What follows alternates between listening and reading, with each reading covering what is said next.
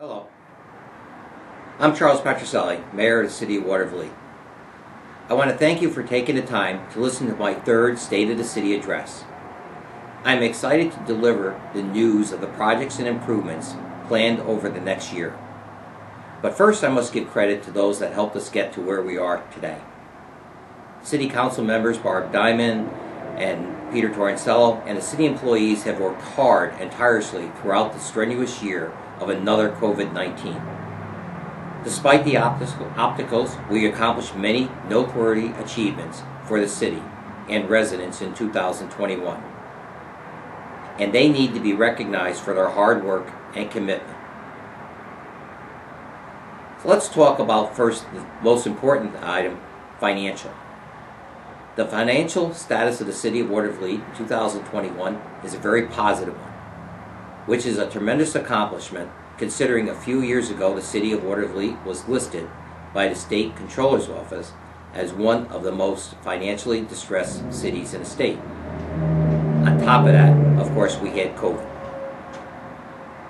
Today, I am delighted to state that we expect surpluses in all our three operating funds.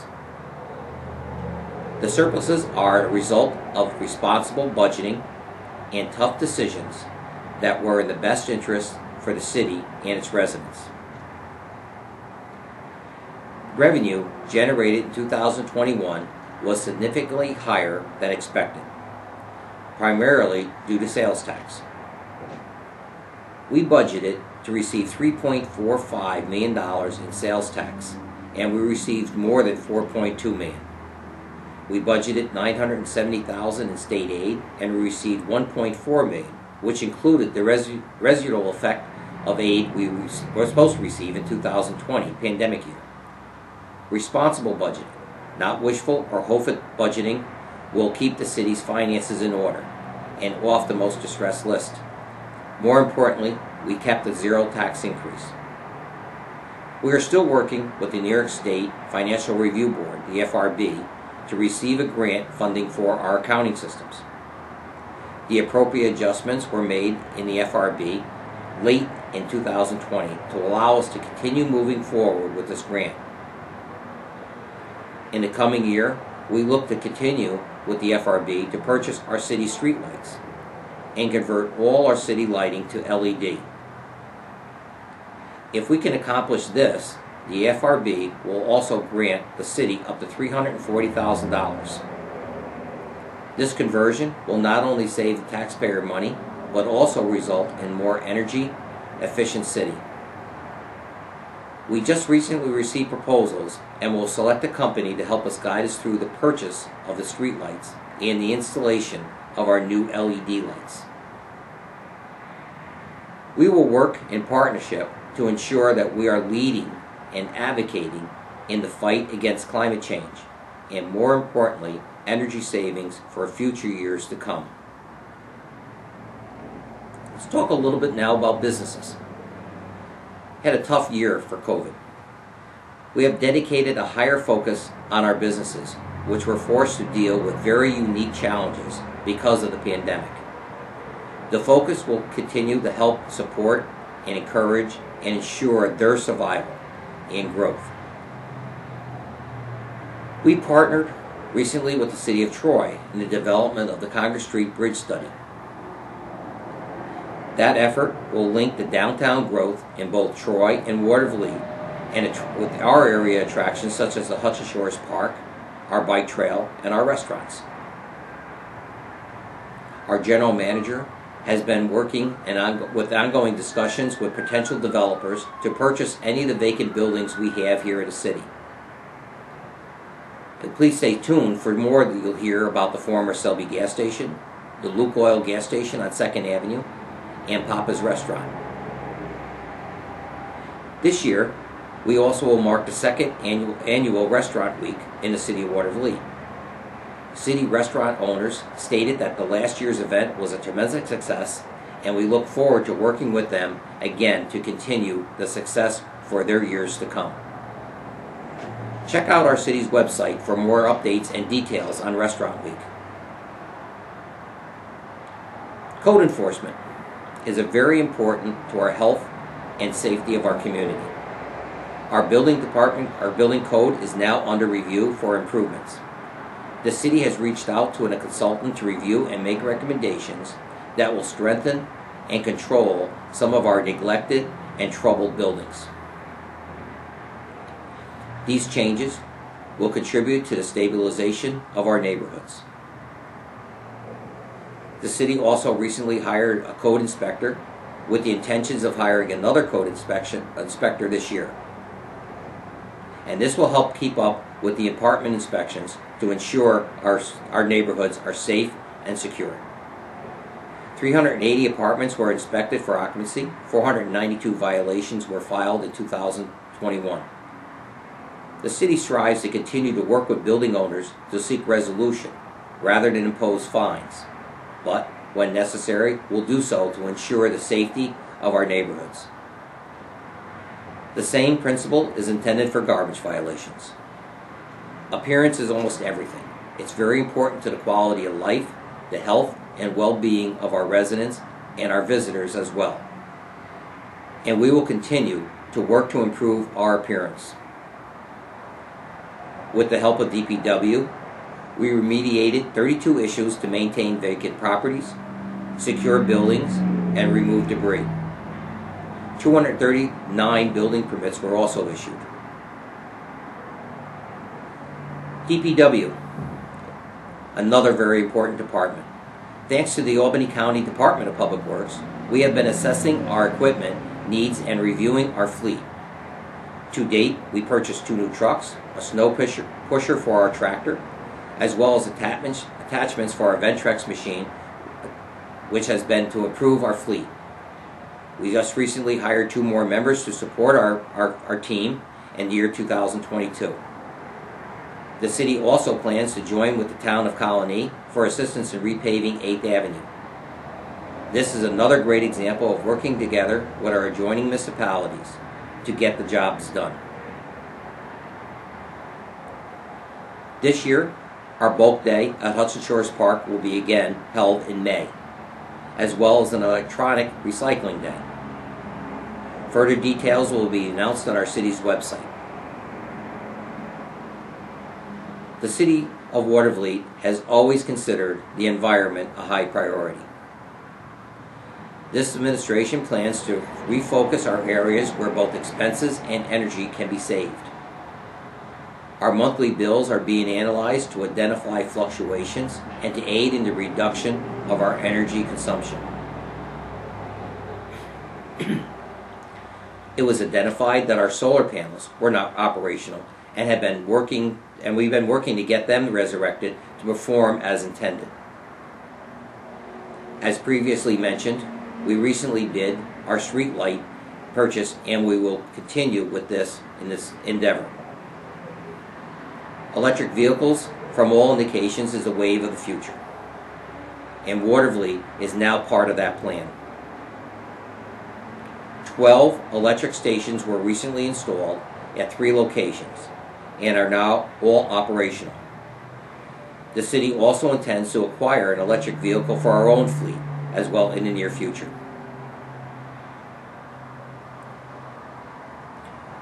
Our fire department proudly continues to operate effectively and professionally over the past year. They responded to a record number of calls of 2,571, including 5 structure fires, and assisted in mutual aid calls 18 times. Thanks to the federal assistance of our firefighters grant, we were able to send 3 firefighters to paramedic schools at no cost to the city. The department will continue to support the efforts to fight COVID-19 with response to virus-related calls. Our fleet is currently at full occupancy, making up 25 men, and in 2021 the city had a rare major structure fire resulting in the loss of 3 homes and which displaced 12 individuals. Fortunately, no one was injured, and for those that lost their homes, they've all been relocated. The city administration was able to raise nearly $20,000 that was dispersed to those residents to help with their loss. The police department. In 2021, we welcomed Police Chief Centeni to our team, and he was sworn in this past March, and now diligently leads a department of 26 men with the addition of 3 new men to the ranks. Chief Centeni has released his own departmental report, including the number of calls and activities to the department, showing a strong emphasis on safety. As you are aware, there has been an increase in violence among all our neighboring cities, in neighboring communities, and throughout this nation. We are not exempt from this senseless violence.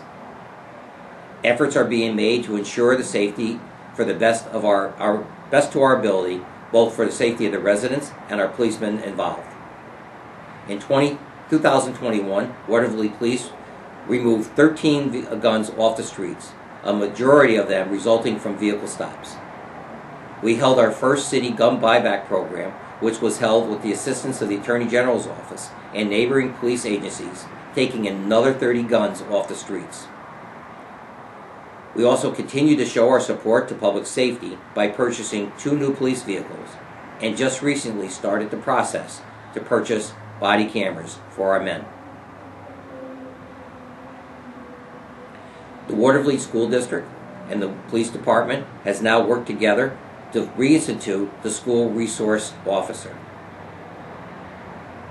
This role is intended to reconnect our youth and community through encouragement and communication. Communication between our police department and our residents will always remain a high priority. To strengthen that focus on public information, we also now have a public information officer added to the team.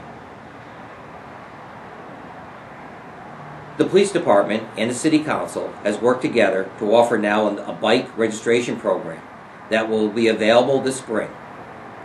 This will enable our residents to register their bikes by having a tag placed on the bike and a photo taking that will assist in the recovery of a lost or stolen bicycle. A full copy of the Watervliet Police Department's annual report will be attached, and we appreciate their many efforts in making our community better and safer.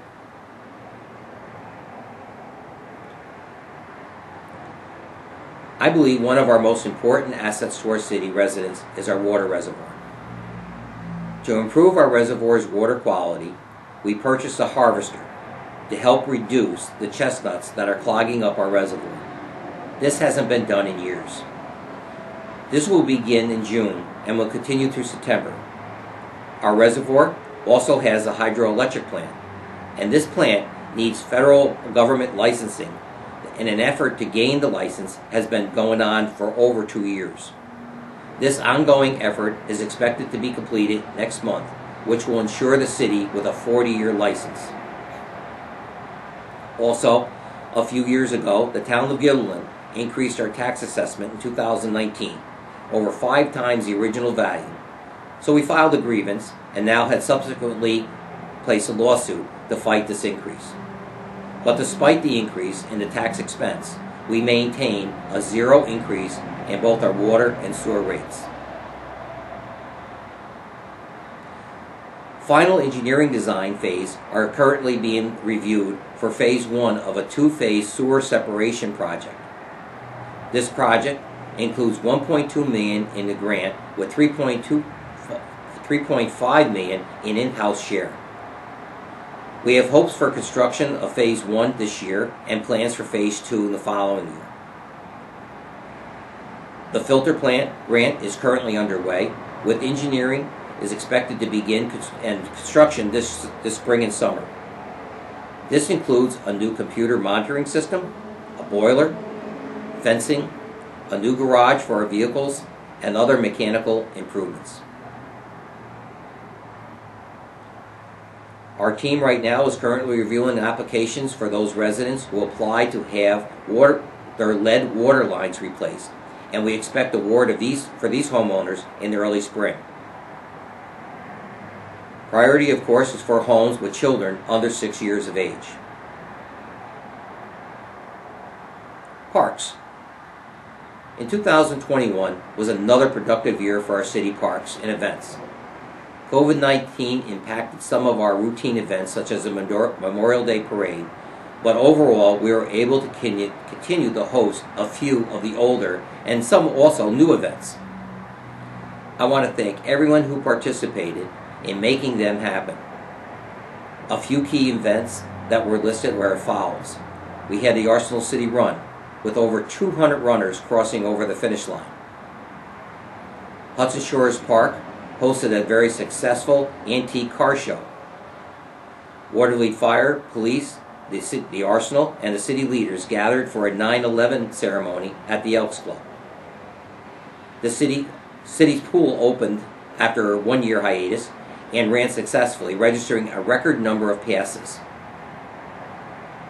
We're also very thankful for the generous gift of $500,000 from a former resident and owner of Twin Bridges to build a splash spray pool for area for our children. Also in the help and the donation of yet another connected resident and owner of Wizard Works for the design, and work is now underway and we expect to be fully operational this coming spring. The Dome was very active in 2021. It provided year-round programming for our city residents with the help of the Albany County Recreation Department and private renters. The Dome generated its highest revenue ever, which was reinvested all back into our parks. The Watervliet Charitable Foundation donated over $100,000 to build a structure at the foot of the Congress Street Bridge to honor the Manili Bell Foundry. This has now created a gateway to our rich history, showing the importance Watervliet played in the Industrial Revolution. Manili Foundry produced over 65,000 bells placed all around the world. The foundation again is led by a former resident, John Rosano. Our city has also benefited from the participation of our Boy Scouts, who require a project to earn their Eagle Scout rank. One scout chose to paint the fence around our city pool, which hasn't been painted in over 30 years. And another scout purchased and planted shrubs around the new Bell Memorial on 19th Street. A large amount of work was completed on the bike trail in 2021. A minor checklist of items remains, but the trail has proven to be well used and drawing both city and non-city residents to enjoy. This is also an economic benefit to the city as well. Our tree committee has been busy working to maintain the quality and increase the number of trees here in the city. We received a grant to remove over 100 tree stumps around the city, and we also received a grant from National Grid to plant an additional 100 trees at a value of almost $30,000. The committee has also conducted a tree memorial program where 40 residents paid for the cost of a tree and will have a plaque installed in the memory of some loved one. The money generated will allow additional trees to be planted around the city. The National Grid Foundation awarded us $15,000 to replace bollards around Reds Field and also materials to make 15 new picnic benches to be built by yet another Boy Scout. We also received a gift from the Krinnigan family to install a small Manili Bell Memorial in honor of their parents at the Gazebo Park located on the south end of the city. The Krinnigan family is a longtime family home near the family home in Port Schuyler section. The key to our success and support and involvement is the involvement of our residents. Redemption Church has been a significant supporter by holding bi-monthly food distribution events, handing out tons of food and hot meal programs for our city residents. Last year, a large group of volunteers gathered at the Dome, and they made beds for children who live in our city. We joined with the organization called Sleep in Heavenly Peace and we made 45 beds for children in our area.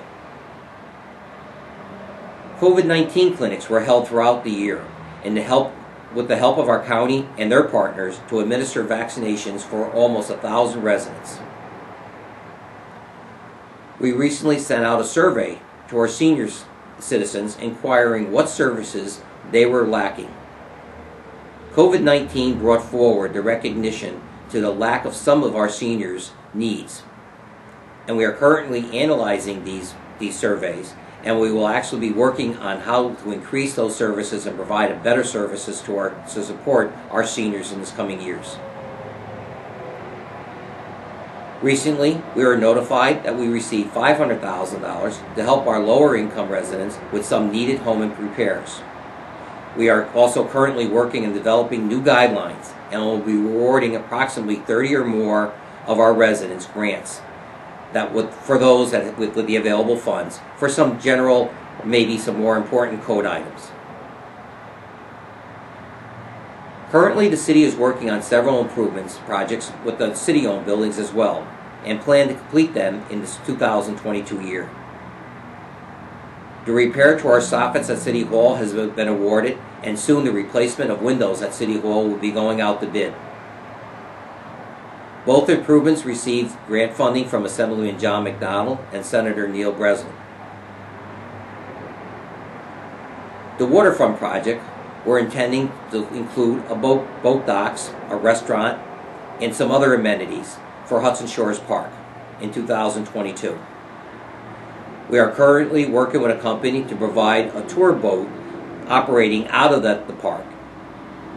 In 2021, we also hired 2 individuals to help support overall operations to the city, to help in the development and to accomplish some of these projects. A study has been conducted to see what the possibility would be to move the courtroom to the church located next to the museum. We're currently reviewing these recommendations and will decide how to best proceed and move forward. We will continue to work on improvements and ideas to help lay the foundation for continued growth and here in the city. We are looking forward to working with our residents to provide the best possible living conditions as possible, despite COVID-19 throwing a wrench in our efforts. I'm pleased to have a great team, both on the City Council and staff, to help accomplish our goals. Improving a city is not a race, it's a marathon. I hope you feel as proud as I do on how far we've come. We have more work to do, and we are not perfect. We can improve, but I promise you this, that we are working constantly to improve not only for the present, but also for the future of Watervliet. Thank you for listening, and please reach out to any one of us at any time if you have any questions. Thank you again. God bless America.